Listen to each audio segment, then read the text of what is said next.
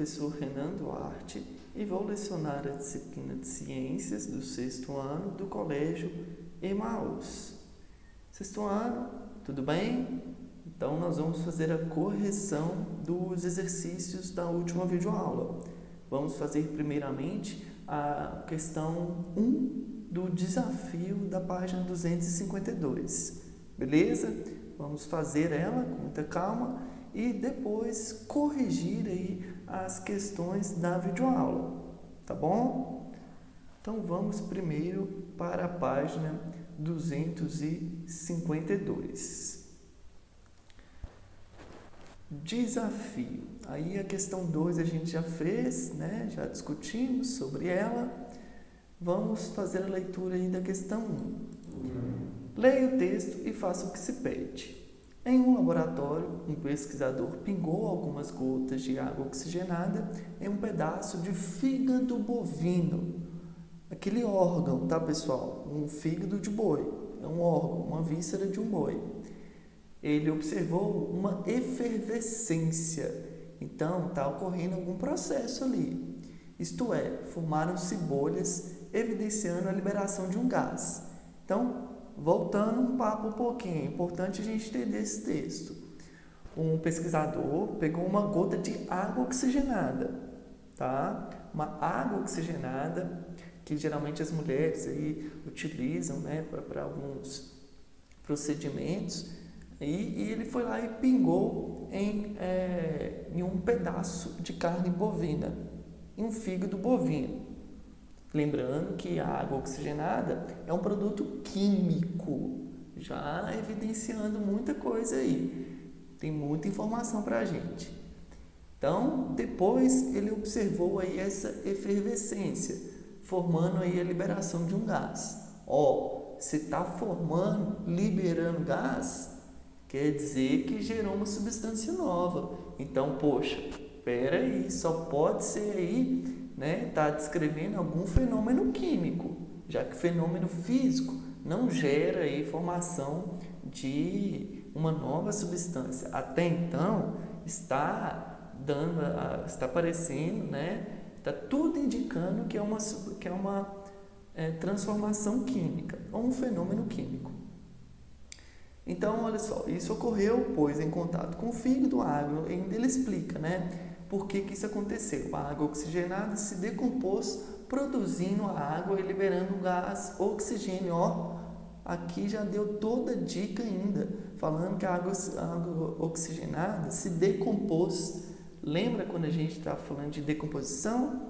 Na última videoaula a gente falou sobre isso. Só pode ser um fenômeno químico, agora ficou mais claro ainda.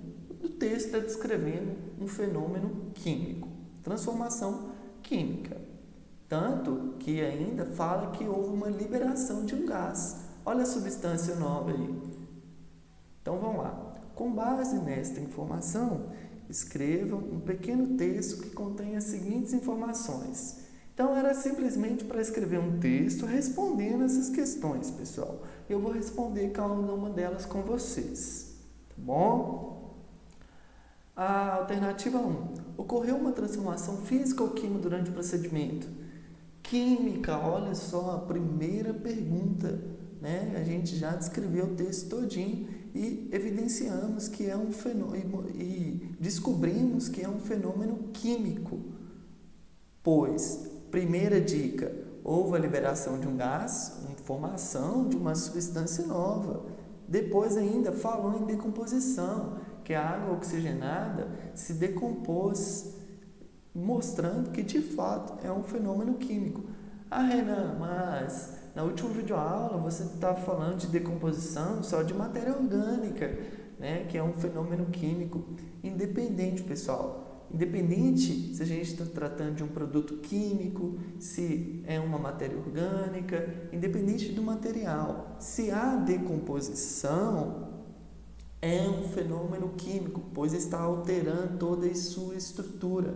E decomposição não só ocorre em matérias orgânicas, como a gente está vendo aí também, né? Produtos químicos podem se decompor, tá? Então, ficou claro para a gente que estamos falando de um fenômeno químico. A questão 2. Caso a transformação seja química, equacione a reação. Ou seja, escreva a reação. Simplesmente era para fazer isso, pessoal. Era para escrever a reação. Eu escrevi ela no nosso PowerPoint. Vou mostrar para vocês daqui a pouquinho. A 3 estava te pedindo para indicar um reagente e o produto, que é fácil também de fazer. A última estava falando, a efervescência está relacionada à liberação de qual substância?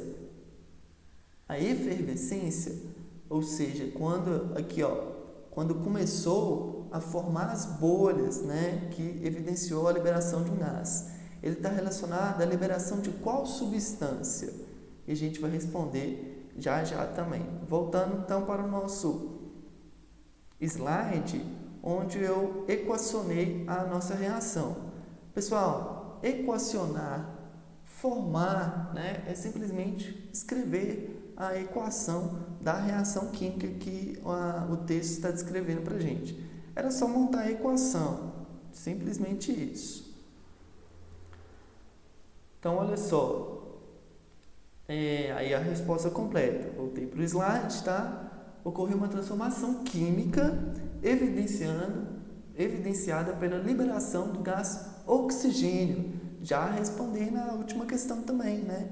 Falando que a efervescência liberou aí o gás. Nessa reação, a água oxigenada vai ser o reagente, deu origem a 2 novas substâncias, que é o que a gente chama de produto. São eles a água e o oxigênio, que foi liberado, o nosso produto, né, que acabou sendo liberado. Tá bom? Então, a equação química pode ser representada por... Aí, primeiro, a gente coloca os reagentes, né, com vários exemplos aí que a gente já aprendeu, né, já passei de para casa.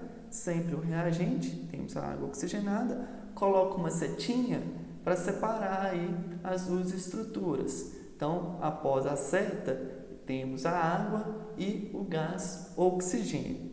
Não precisava descrever a molécula, tá, pessoal? Como, por exemplo, a água, o H2O. Não, por enquanto não. É importante a gente entender como que nós utilizamos as equações químicas para representar os fenômenos químicos. Ah, Renan, essas equações não funcionam nos fenômenos físicos? Não. Porque nos fenômenos químicos formam novas substâncias? Não. Então, ele não é utilizado aí nos fenômenos químicos, somente nos fenômenos químicos, tá? Elas não são utilizadas nos fenômenos físicos, elas são utilizadas somente nos fenômenos químicos, as equações, beleza? Vamos então para as outras questões da nossa videoaula. A questão 1. Explique o que a química estuda. Bom, a resposta está na nossa última videoaula, né? Falamos um pouquinho sobre a química. O seu principal foco de estudo é a matéria, suas transformações e a energia envolvida nesses processos. Então, ela é muito importante aí para toda a ciência, assim como a própria biologia e a física também. Questão 2. O que é um átomo? Lembra quando eu falei para vocês? Também na última videoaula. É uma unidade básica da matéria. Eu gosto de lembrar muito das células. A gente estudou sobre elas, não é? Qual que é a menor unidade do seu corpo?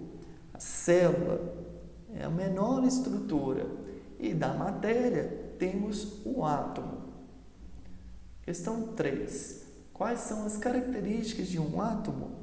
Também a resposta estava descrita na nossa videoaula. Eles possuem um núcleo atômico que é constituído de prótons e nêutrons, indivisível e pode ser denominado de partícula fundamental. E olha só, é muito parecido mesmo com as células, pois as células possuem um núcleo, lembra? Só que os átomos, né, nós chamamos o núcleo de núcleo atômico, o núcleo do átomo. Questão 4. Quais as principais características de um fenômeno físico? Causa transformações da matéria sem ocorrer alteração da sua composição química. É todo fenômeno que ocorre sem que haja a formação de uma nova substância. Simples, curto, objetivo. Questão 5. Quais as principais características de um fenômeno químico? É todo aquele que ocorre com a formação de novas substâncias. Um fenômeno químico, como a combustão, transforma uma substância em outra, com diferentes propriedades químicas. Lembrar sempre da formação de uma nova substância para os fenômenos químicos. Questão 6. As equações químicas são compostas por produtos e reagentes.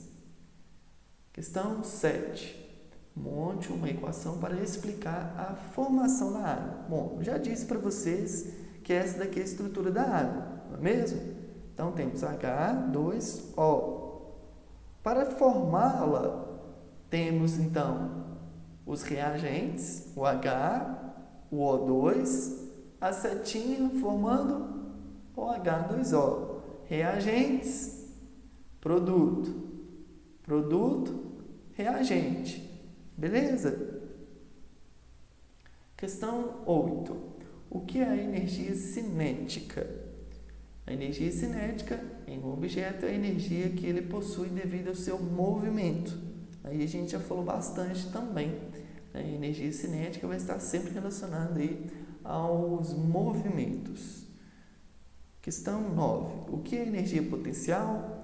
Bom, existe então a energia potencial associada ao campo gravitacional, que é convertida, pode ser convertida em energia cinética, tá?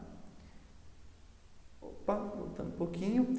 E também a energia potencial elástica. São dois tipos: energia potencial gravitacional e a energia potencial elástica, presente em uma mola comprimida ou esticada. Energia potencial, então, são de dois tipos: a gravitacional e a potencial elástica, que a gente já falou também.